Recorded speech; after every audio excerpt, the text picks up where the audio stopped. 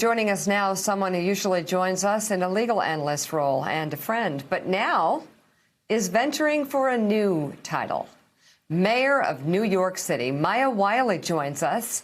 She recently declared her candidacy for mayor of New York City, and we're going to talk about that. First, Maya, congratulations on this big decision. It's exciting.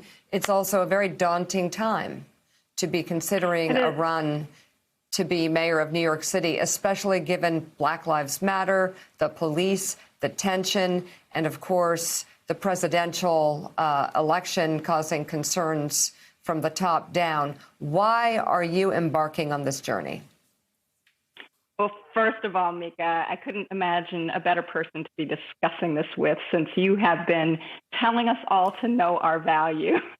And I think that's a big part of it, right? Our cities across the country, but New York City has been a city in crisis where we have lost almost 24,000 of our neighbors, our friends, our family members to COVID.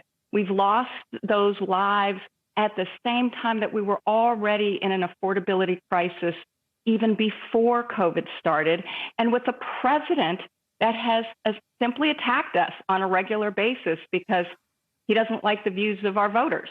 Well, that's the time when we need leadership that steps up and says, no more business as usual, no more politics of division. It is time we come together. We do what New Yorkers always do in crisis. We get busy and we get it done, but we're not going to do it with a traditional politics.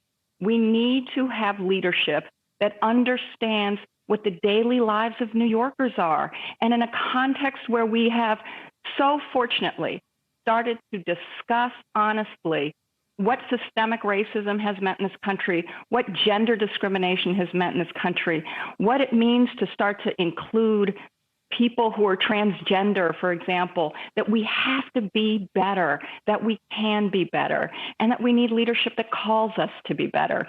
And that's why I'm all in. So on the issue of systemic racism, can you give me a sense of how you would handle the New York City Police Department, what changes you might make, what you might do to bridge, the issues of addressing the issues of systemic racism with also making sure our cops have what they need and the guidance they need to keep our streets safe? Absolutely important to balance those things. And we start by putting the public back in public safety. We need strong public oversight that says what the priorities and policies of policing are. Mika, you and I have had this conversation about policing.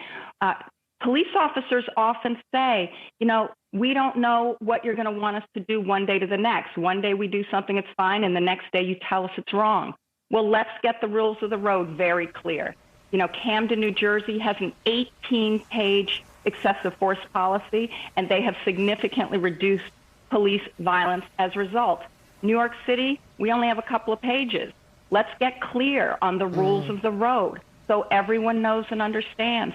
And let's transform policing into something that solves problems, because we know in studies and pilots around the country, we've never taken this to scale, but when you engage police in partnering with other parts of government, in partnering with communities, identifying the things they're getting called to do that are not policing functions, we can right-size policing and ensure that we're bringing an all-hands-on-deck effort to solving problems of poverty rather than criminalizing poverty.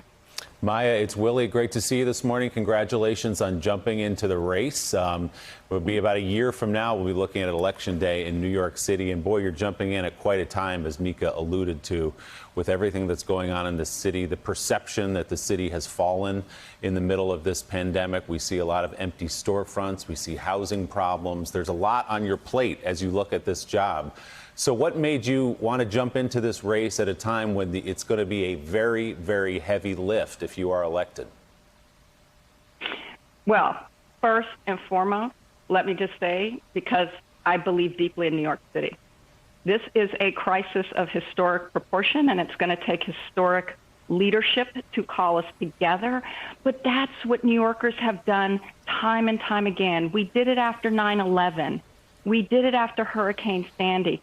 Now the call is to do it in a way that ensures that we're stronger, that we are fairer, that we are more just. And we can do that. And, I think here's the point.